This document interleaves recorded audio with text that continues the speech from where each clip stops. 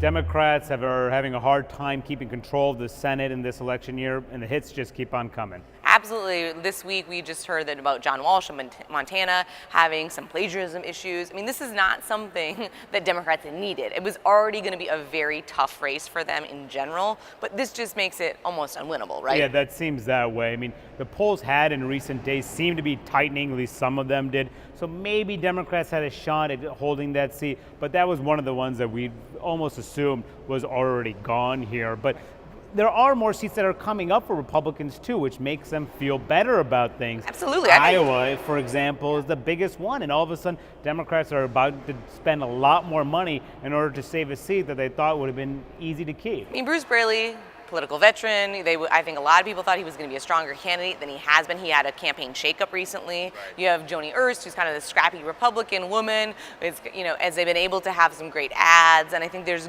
going to be a much bigger fight than I think any of us would have necessarily predicted. That's right. I mean, the Democrats' hope right now is to maintain at least some of those seats from incumbents who were initially targeted in some of those red states. If they could hold into Arkansas, if they can hold on to Louisiana, and if they can hold on to Alaska.